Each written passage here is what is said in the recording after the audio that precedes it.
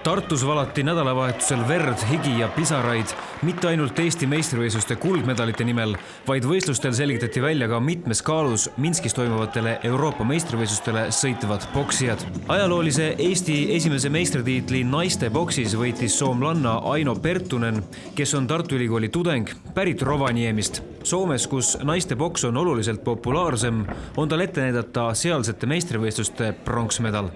Kohtunikud fikseerisid teises raundis ilmse ülekaalu ning Kohtla-Järve tüdruk Arina Koptelkova puhkes seepeale lausa nutma, sest neiu oleks tahtnud edasi boksida, kui tulemuseks märgiti ilmne ülekaal.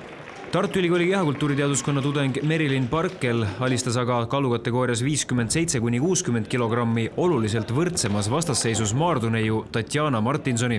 Merilin vahetas odavisketrenni boksi vastu. Tegelikult ma olin kergejõustikut, tegin ülikooli hoones odaviskamist ja siis Vello nägi mind trennis, sõbranna kutsus trenni ja siis Vello pani nagu silma peale ja nii ma sinna jäin, et ei lastud enam ära.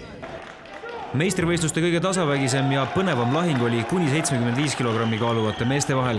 Ringis vanad rivaalid Artjom Fjodorov Narva Energiast ja Kaupo Arro Tallinna Karl Lehmanni boksiklubist. Fjodorov alustas kohtumist hästi ja Kaupo Arro oli matši esimeses pooles raskustes. Nüüdsest British Lionheartsi ridades profiboksijana leiba teeniv Kaupo Arro suutis aga matši lõpus tabada väga hästi mitmel korral vastase nägu ja kui 2 raundi järel oli punktiskoor viigis, siis lõpuks teenis Arro siiski publiku ovatsioonide saatel napi 13-11 võidu ning pääsme Euroopa meistrivõistluste.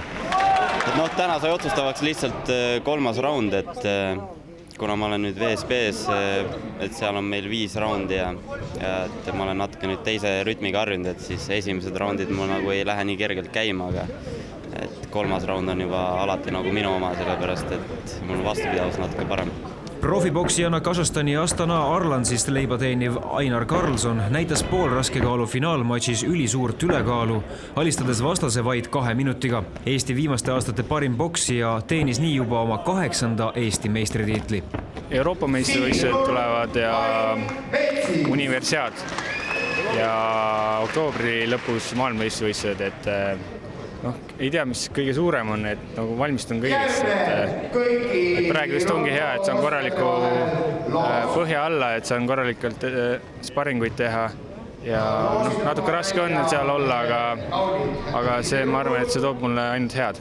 Nii nagu Ainarile ei suutnud keegi ka tema nooremale vennale Rain Karlssonile eriti suurt vastupanu raskekaalus osutada. Nii sai Rain juba oma 3. Eesti meistritiitli. Finaalmatš lõppes teises raundis, kui Gennadi Ščerbini treener Maardu Kalevist allaandmise märgiks rätiku ringi viskas. Ka Rain on mõlgutamas mõtteid, et siirduda tulevikus amatöörboksist profiboksi. Ikka tahetakse profi ära minna.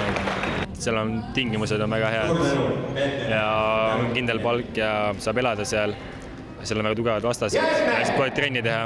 Et enne kui Eestis on 2-3 kutti, kellega saab siin teha, vaid seal on ikka päris palju tippboksijaid, kellega on hea edasi minna. Tallinna noormeestest tuli Eesti meistriks veel kõige kaalukamate meeste arvestuses Mait Metsis klubist Tallinna Sofron ja kuni 64-kiloste meeste arvestuses Andrei Hartšenko Tallinna Dünamost.